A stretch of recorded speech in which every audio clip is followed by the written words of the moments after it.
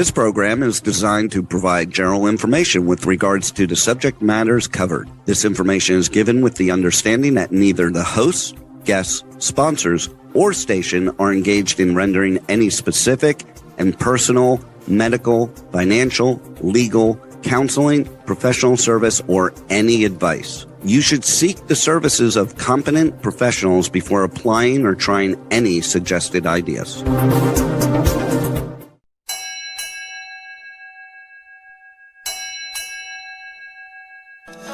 Ahoy! Captain David Gallimore welcomes you aboard the Regenerate Show, live Mondays, 10 a.m. Pacific on K4HD Radio at k4hd.com. We dive into the real messy work of transforming our lives, leadership, and organizations. Bring your hot mess and confusion. Leave with clarity, courage, and confidence. Together, let's strengthen our resilience, accelerating the health of ourselves, people, planet, and profits. Now, here's your host, Captain Dave, your personal regenerator. All aboard!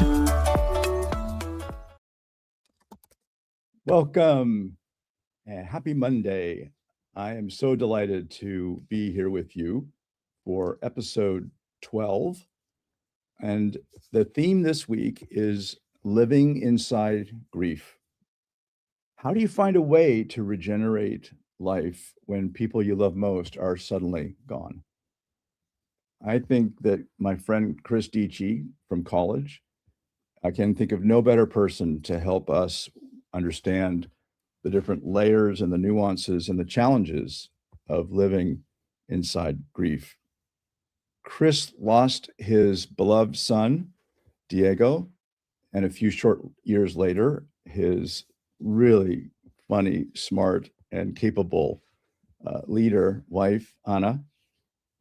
And last Memorial Day, I lost my dear sister, Pamela.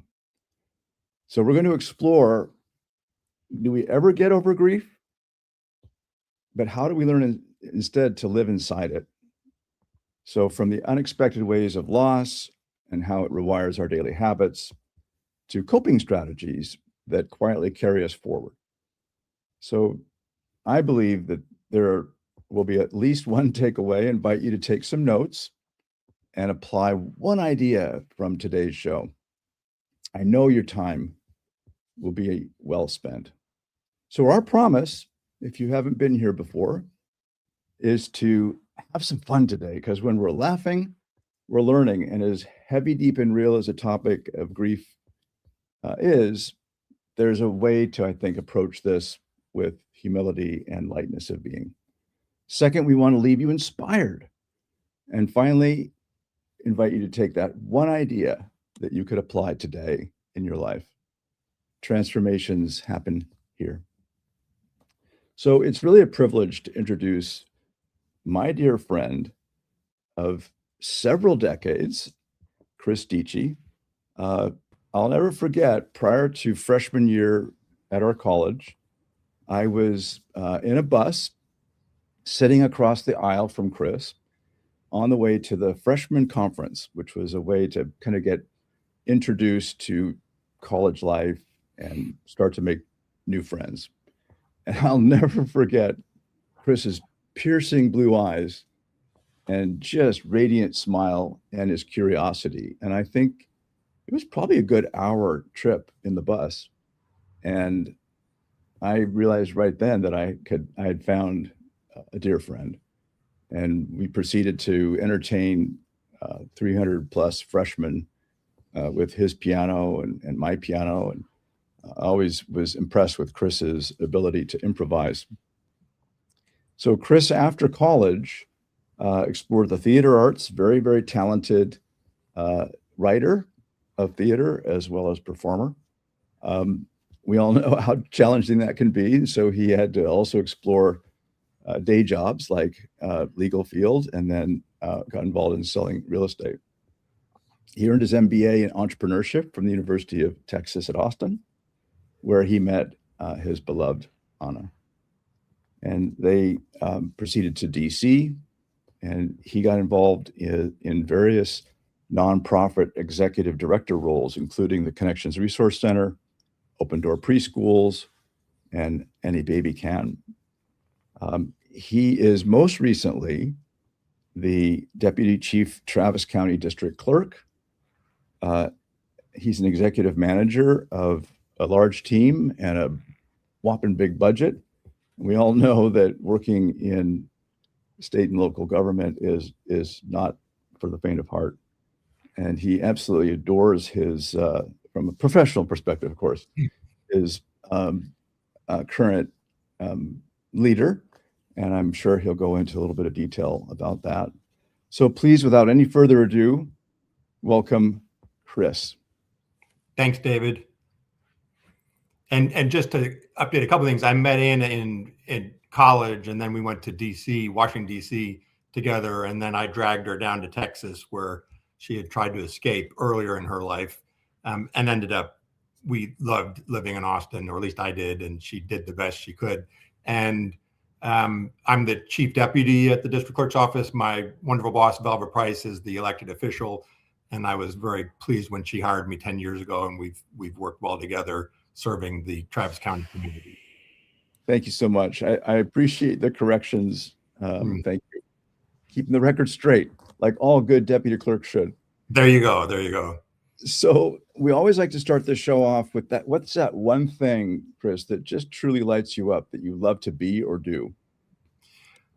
And I wish I could make one answer, but of course, the easy answer is family and friends, starting with Anna and my boys, Diego and Santiago, and then the family that's grown through Santi. I would extend that out to all of my family and close friends, especially some of the friends who have regenerated with me around this loss. So it's interesting how friendships change as circumstances change. But then on a personal level, I love art movies. I love jazz music, and I have a love-hate relationship with swimming. The happy moment is when you finish exercising and you've gotten past that lazy streak of, I don't want to get up, I don't want to do this. So that's that moment of slight pure happiness when you have finished doing something active. Oh man, I can relate to that. I was working on a fence project as we sell our house, and every muscle, every joint was saying, stop, go back under the covers, go to bed. But you're right, when you overcome that inertia and just find your character, it's a great joy when it's done. Plus you get a cleaning in the process, don't you, as a swimmer? There you go. Yeah. And I'm not talking a rigorous swim. I'm talking about 15 or 20 minutes early in the morning. If I don't wake up and get to it, then I won't do it. Oh my gosh, that's such the truth, isn't it? Yeah. Get it out of the way early. Yeah. I find that my favorite way of regenerating now is being on the water with friends and family and with new sailing students. And I get that endorphin kick and sun, vitamin D, and physicality, core, but out in nature. So I know that many of our listeners have their own ways of creating joy but we forget that sometimes in our day-to-day busyness and all of the email and all of the Slack meetings and just, the modern day life. But for you, water, and for me, water as well. Well, and for me, it's jumping into the water and I wouldn't say that I'm a water person. It's just at our age, it's a great way to exercise. Yeah. Yeah. Easier on the joints than running, certainly. Yeah. Yeah. So I know that we're going to get to know each other at a deeper level through this theme that we've decided to discuss today. But before we do that, what has formed you? What is the couple life experiences and perhaps your work, not necessarily a bio, but more, what's formed you? What's your origin story, Chris? Well, my origin story is very linked to Anna, my wife, my partner in life, who died, even though, of course, I did a lot of growing before I met her in college. I come from a wonderful family, but they divorced very early. And I was an only child until my father remarried and had my brother and sister much later 10, 12 years after I was born. So I was raised as an only child for a lot of my existence with one parent. I think that set up a lot of, dare I say, neediness around relationships and looking for a partner. And when I found Anna, she filled a lot of things I was looking for. And more important, beyond that, she also changed my perspective on life. While I was following her around to DC and seeing the study of law, which she was exploring, I learned a lot about community service, nonprofit work, which was fairly foreign to me. It was just not something in my wheelhouse.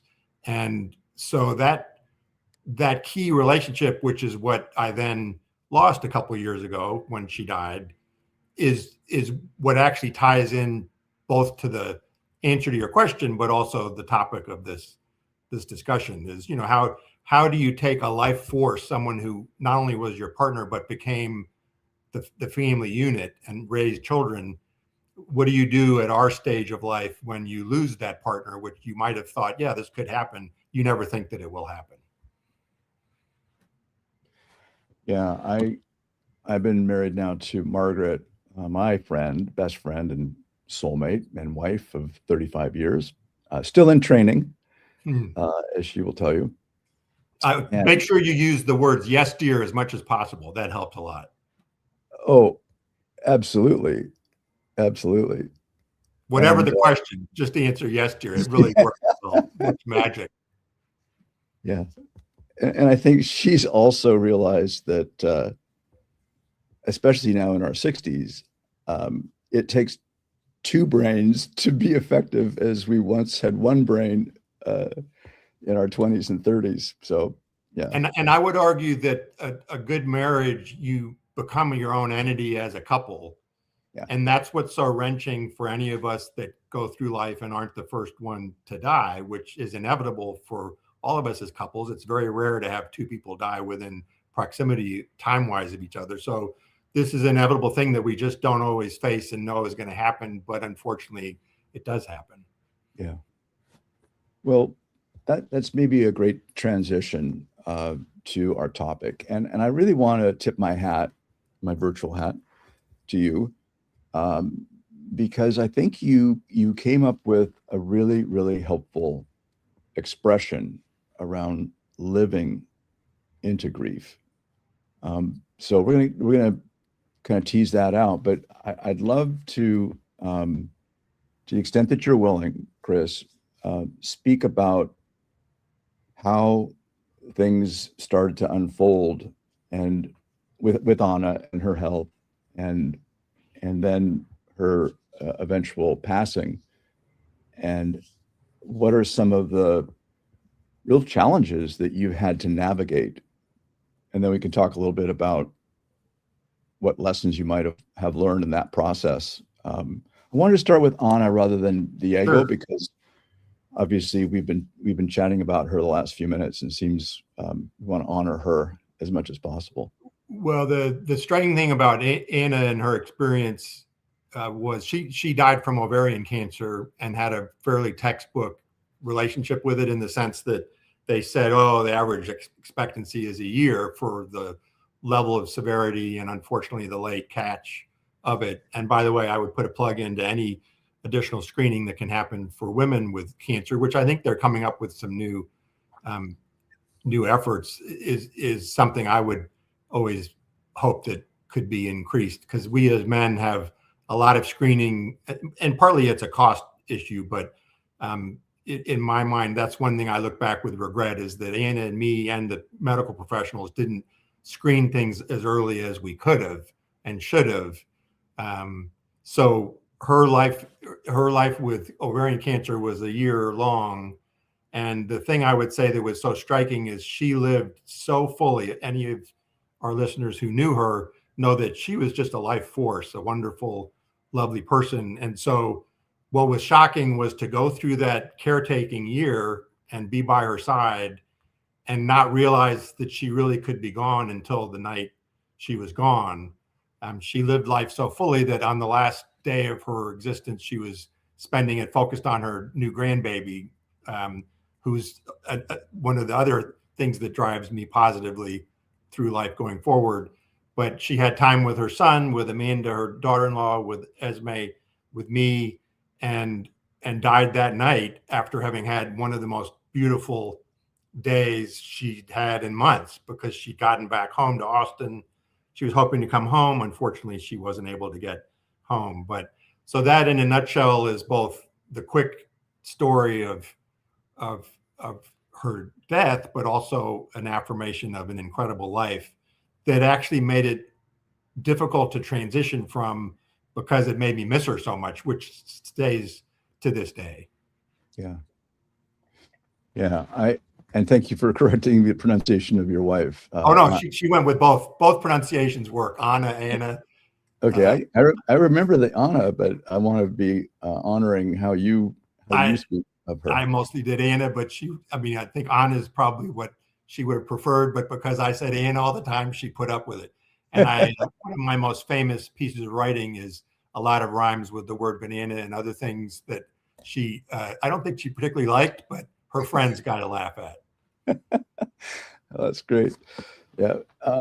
So, yeah, my recollection of Anna is just this smart, curious, very committed to community and ethics, ethical behavior, ethical thinking, very much a critical thinker. I remember when we would host you guys coming to Lake Cushman, she was always very willing to push back on something. Oh, yes.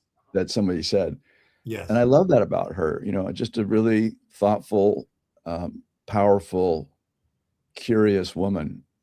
So I can only imagine that year of caretaking must have been day by day. You're just seeing this brilliant person start to drop in energy and, pain management and just all of the doctor visits and the medications if you decided to go that route. And she actually didn't drop in energy. That was part of what was striking about her final year. The photographs show a deterioration when I look back and say, oh my goodness, she was getting weaker and sicker, but her energy level never diminished. And she had, in her last part of her career, she was working with nurses to place them in their practicum sessions. So she worked with the universities who were training our nursing professionals and with the hospitals who often were competitive for hiring and resisted some of the training that they need to do that's required for nurses to get their full certifications and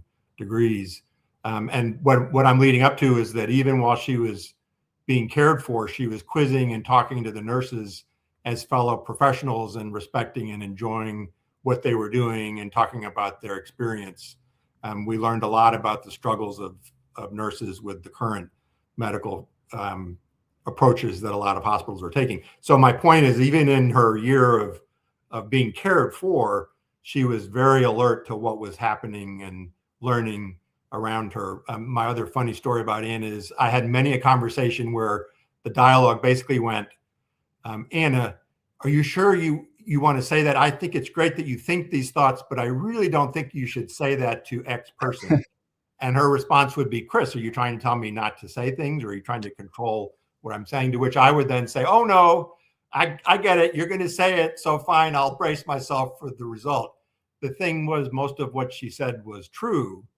So she was a little bit of a truth teller. The problem was sometimes it was hard for those of us that loved her to hear the truth and to realize, oh my goodness, I have taken a rather awkward approach to this part of my experience.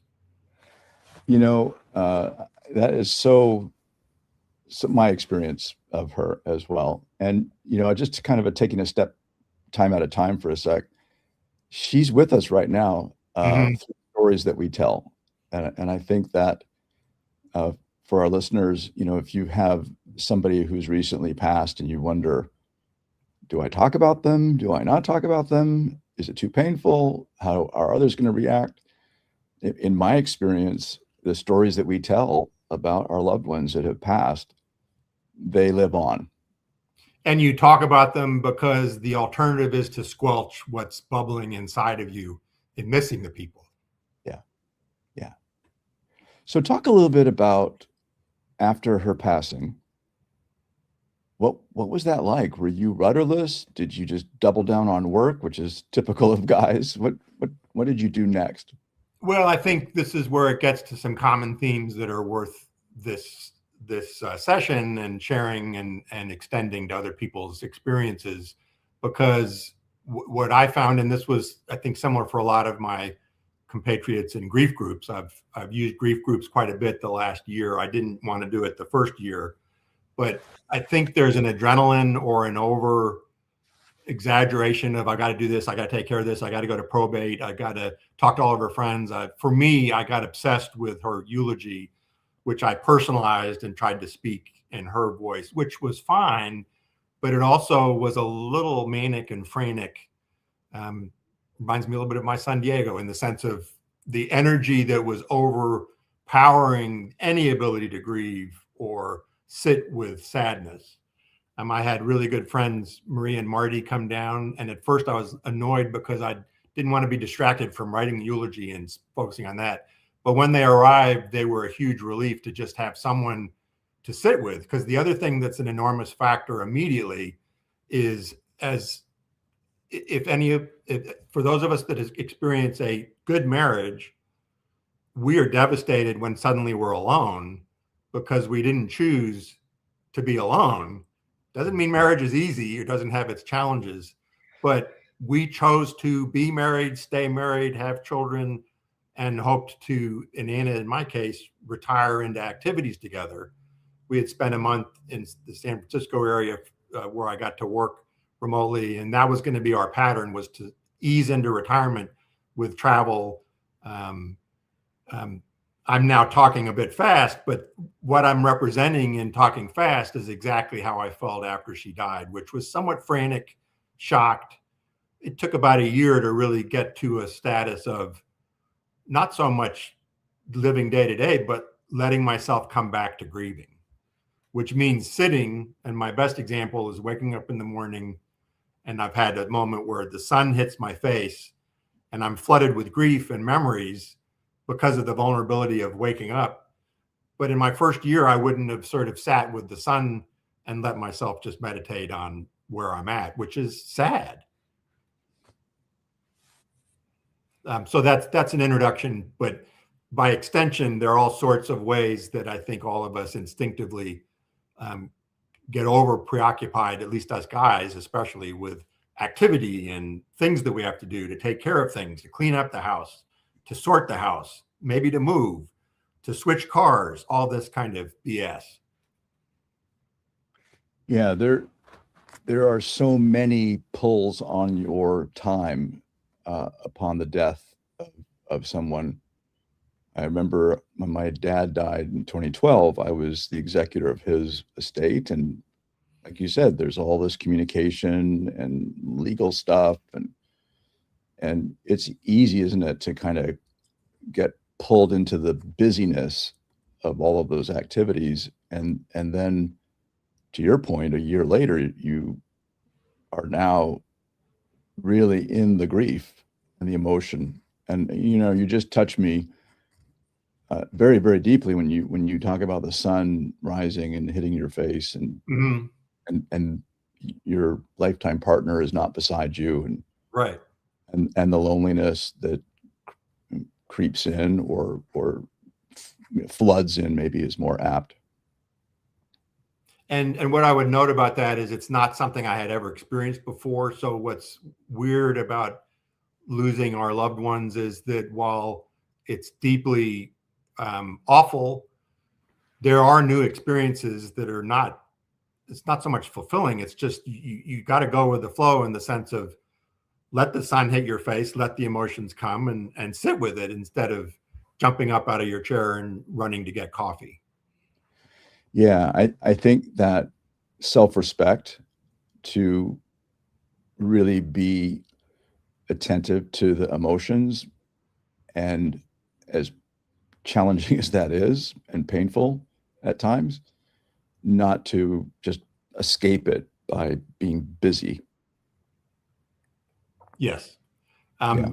Another thing I did to cope that I would offer as an interesting transition step is that I at about the 6-month mark, we had our college reunion, which Anna had made me promise to go to, which doesn't mean I had to do it, but I chose to drive from Texas to Connecticut for college reunion and to see some friends along the way. And I'd hoped to see some friends on the way back. That journey of driving forced a move away. And the thing that I remember saying to myself was, oh, I don't want to do this trip. I don't want to go to reunion. I don't want to leave my house. And then I said to myself, well, Chris, why don't you want to leave the house? And I said, oh, I don't want to leave Anna, which was the moment I realized, oh my goodness, I got to get out of this house. Anna is not here. Staying in the home to commune with her memory is not the best thing to be doing at this point. Doesn't mean that changed my life, but it did help do something completely different. Yeah. So, Chris, we're going to take just a brief commercial break. So please stay tuned for more of Chris's insights, and we're going to pivot a little bit more toward the loss of Chris's son, Diego. We'll be right back. Thank you. You're listening to Regenerate with Captain Dave, your personal regenerator on K4HD Radio. We'll be right back. Are you feeling overwhelmed? Are you ready to regenerate and live the life of your dreams? Start the transformation now. Call Captain Dave at 253-237-2558. Stop overthinking. Again, call 253-237-2558 or go to regenerativeworldgroup.com to book a free, no-obligation clarity call. Let's get back to Regenerate right here on K4HD Radio for more life-changing transformations. Here's your host, Captain Dave, your personal regenerator. Welcome back. If you're just now joining us, I've been speaking with my dear friend from college, Chris Dietche, on the theme of living inside grief. And we've been chatting about the loss of his beloved Anna and the challenges of not letting busyness and activity kind of put off the important work of grieving, which is to live in the moment, and the emotions well up. Could be triggered by a picture, a song, a smell, an activity, and you're no longer with your best friend. And now, Chris, let's maybe, unless there's something else that you'd like to feel complete about your grieving process with Anna, I'd love to, if you're willing, talk a little bit about your son Diego and share how that was different. Anything that you want to add to feel complete about your grieving with Anna? No, but I'll run with the shift because they circle back and are very tied together. And the reason is I would introduce things as follows. Diego had severe bipolar disorder. What that meant is when he went manic, he basically entered a form of schizophrenia where he was completely out of touch with reality. And because it lasted for several days or weeks, the eventual treatment for him was to treat the underlying schizophrenia that occurred in his states of mania. Unfortunately, that's also what killed him, because in my mind, in his final days, he was thinking that he was probably in some kind of spaceship flying across the road when actually he was driving a car and caused an accident, which killed him, hurt another person who luckily recovered, but that was a tragic part of his death. What I want to shift to immediately is that it's so different to lose a child. The thing about losing your partner is, even though it crushes you and is life-changing, there's an element of it's part of the bargain that if you meet your partner, you may not know it, but it's one of you's going to die. In a way, you're lucky if you go first, because then you don't have to do the soul-searching and tragic experience of losing your better half. But when you lose a child, the problem is that it's kind of, you can never really completely deal with it. And my example is when Diego died, I felt like I was in like in the movies where you see someone jumping into the grave where their loved one is, or diving onto the coffin to take me with you, take me with you. In my grief group, I had a fellow traveler who, when his loved one died, his version was, I don't know what to do. I don't know what to do. And I think when you lose a child, not only do you not know what to do, but you really can't fully face it. I would argue you can't ever fully face it. So I'm not trying to avoid talking about Diego, but I am trying to circle back to what I think is the second half of this session or discussion around coping and dealing with grief.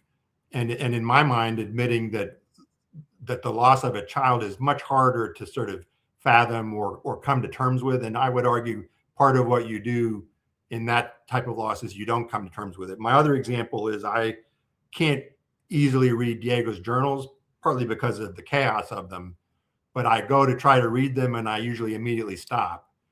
Whereas I found one of Anna's journals from before I met her, and it was fascinating to sort of extend my experience with her, to know more about what she was doing in the years before she and I were together. And the other thing is I think about her mostly every day, a lot of the day, not in an obsessive way, but she's with me all the time. Whereas with the loss of Diego, it's a much more painful, difficult thing to even look at, much less try to experience on a daily basis. Yeah. So I understand perfectly what the distinction is. My own experience with losing my sister, though she's not a child of Margaret's and mine. And I'm sorry about that loss. Pardon me? I'm sorry about that loss, David. Yeah, thank you. She grew up, with me. We were only 21 months apart. My parents kind of held me back a little bit, and they pushed her forward a little bit. I think it eased their parenting. And she was Pamela is her name, so capable as an athlete, skiing and tennis, and a ballerina and a pianist and flautist. A very, very good project manager, managed me quite often, which I hated, but she was usually right about, hey, we need to get on this thing with Lake Cushman, which you and Anna and the kids have seen. And I am so freaking mad that she's dead. Mm-hmm. I have a whole different kind of emotional angst about that. And you're right. I don't think I'll ever get over that. Whereas death of my father, my mom, who's now in hospice. I'm sorry. 85-year-old father, great life. 96-year-old mom, extraordinary life. And when it's a child and they're taken way earlier than they deserved, there's that greater sense of potential that was lost. Yes.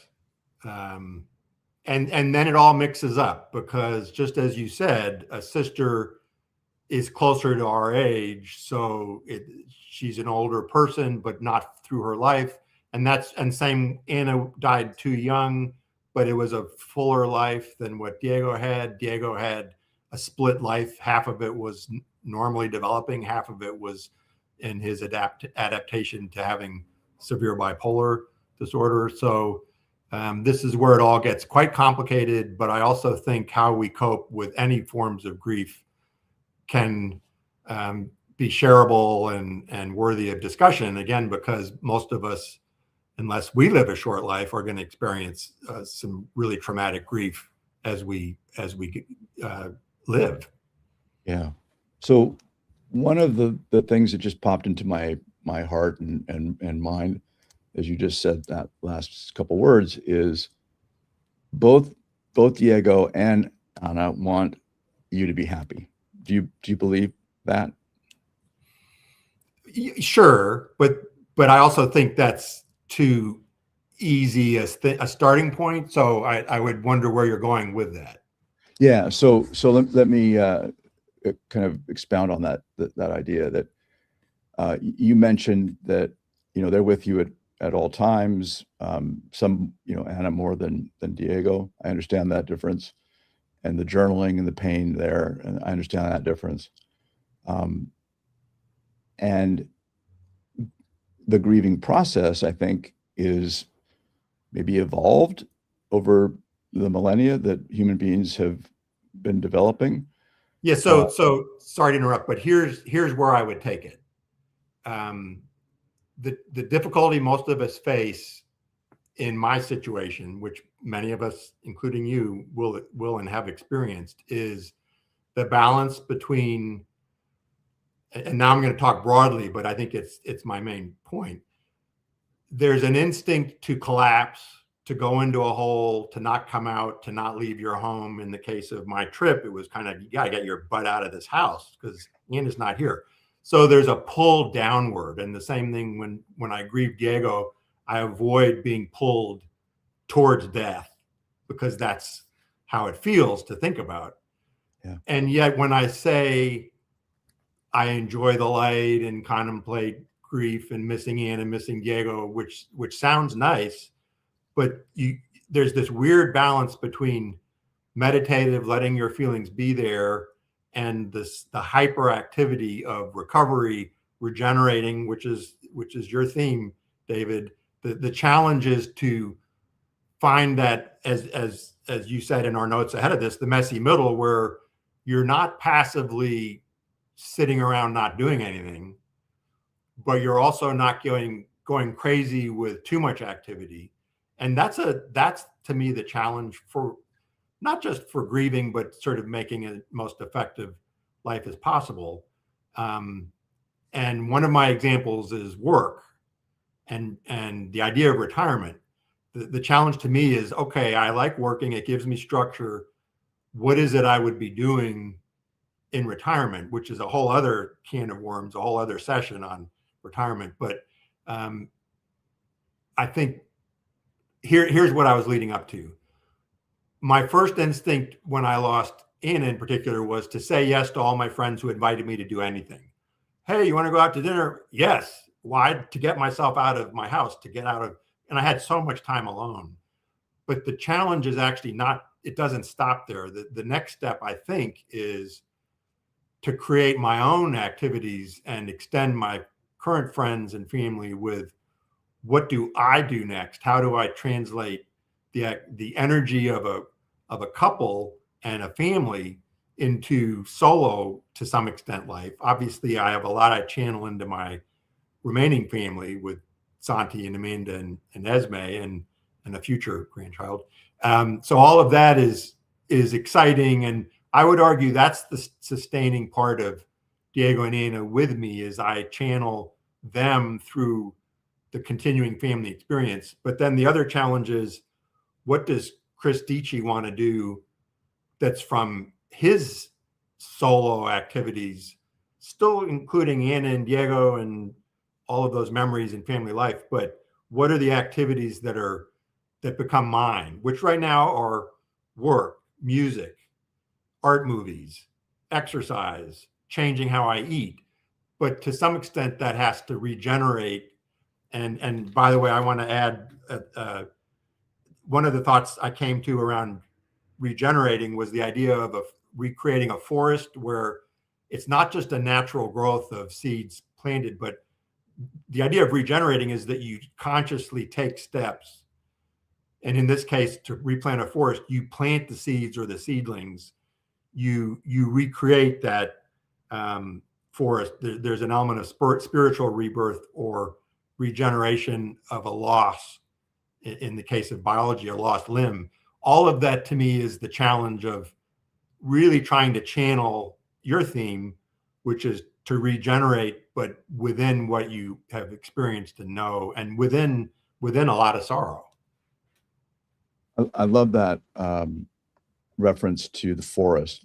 When you and Anna and the boys visited Lake Cushman, we're just a couple miles away from the Olympic National Rainforest.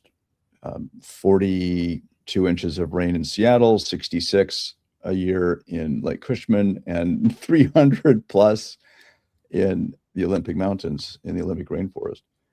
And there's as much death and decaying in that Mhm. forest as there is new seedlings and rising trees that are going to become, 300 feet tall and 20 feet in diameter.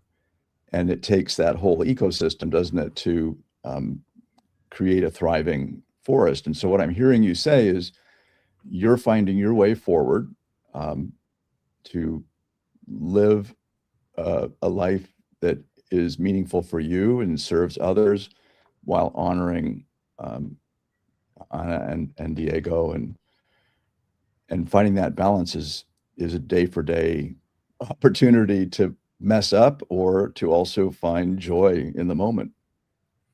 Yeah, and in essence, we do the best we can. But I Yeah. agree that that's the messy middle, and um, that's the way many of us try to move forward while grieving.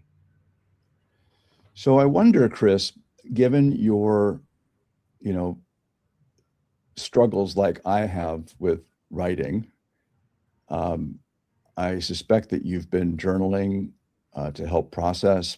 Have you considered in your next adventure to write a play or write a screenplay or something creative that honors Anna and Diego? The maybe it's this part of it could be a fictionalized story of the life that you have been living.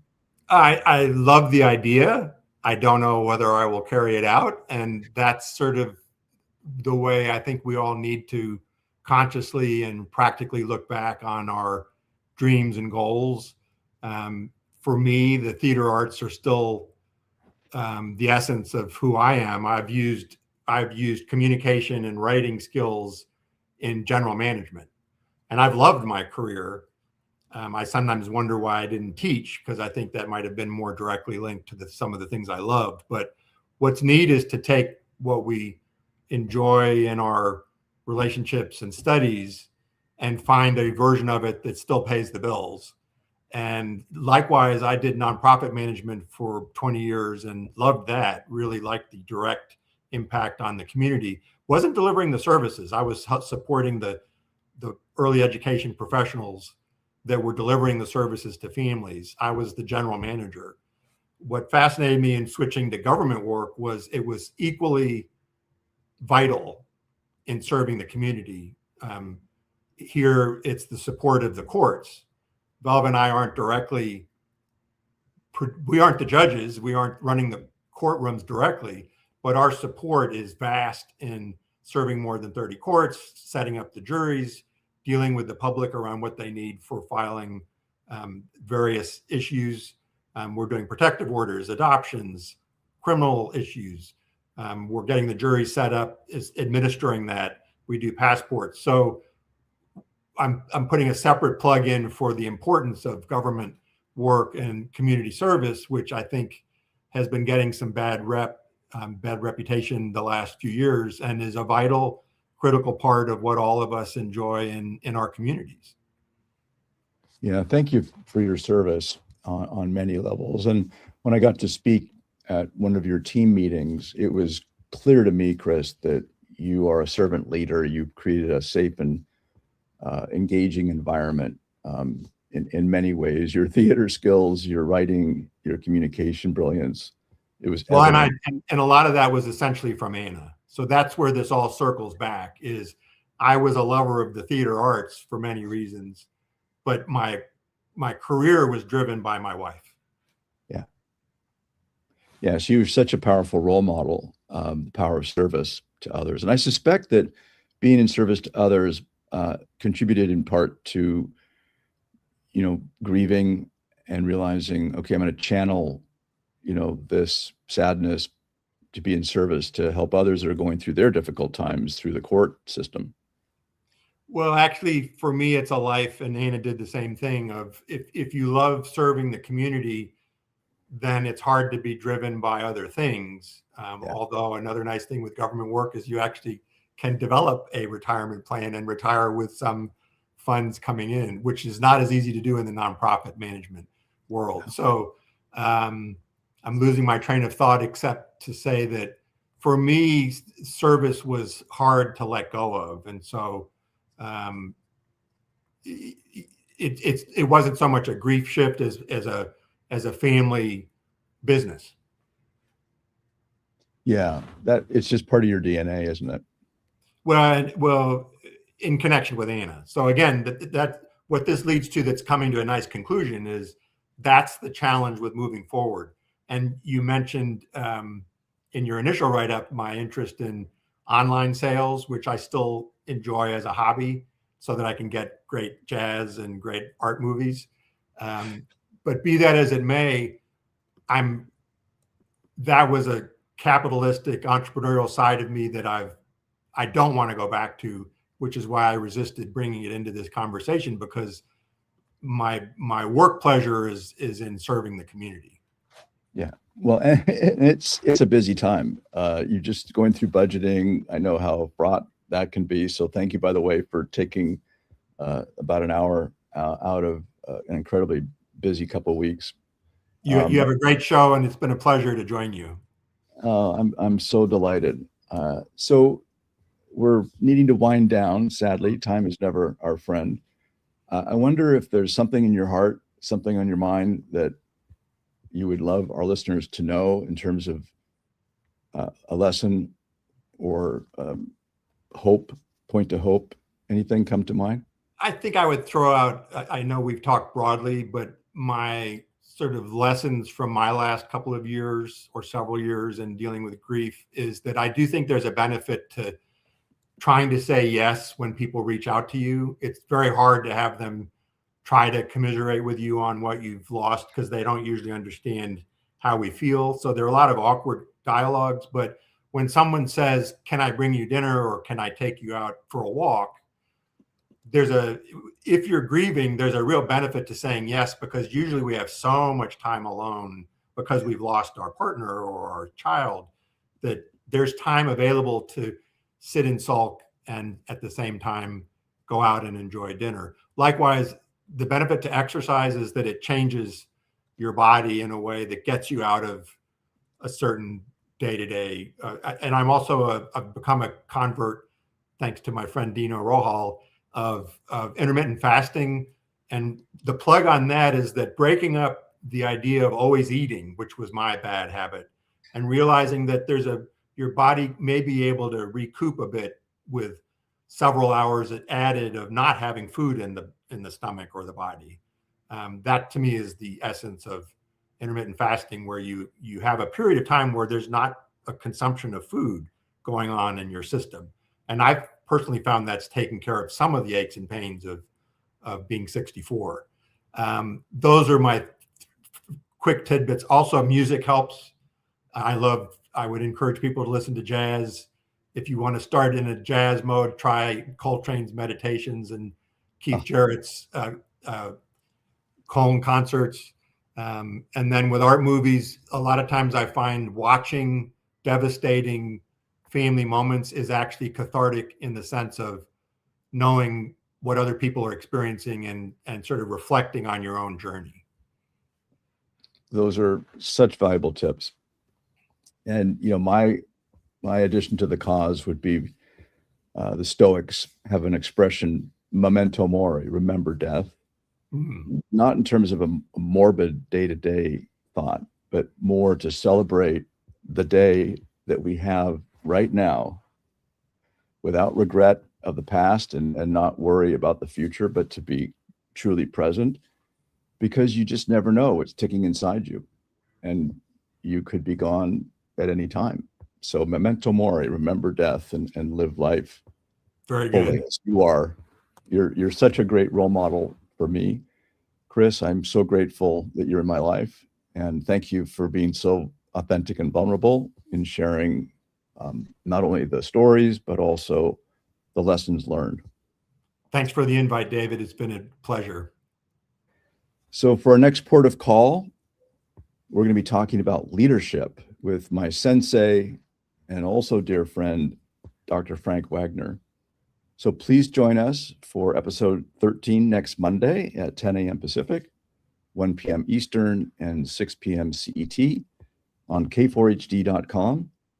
And then a few days later on your favorite podcast platforms, Spotify, Apple, iHeart.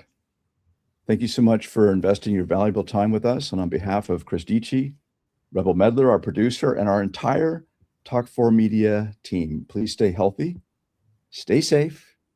We need you. We're better together. Thanks, Rebel. Thank you for listening to Regenerate with Captain Dave on K4HD Radio. We invite you to give yourself grace and embrace the messy middle. See you every Monday at 10 a.m. Pacific Time. Until then, you got this.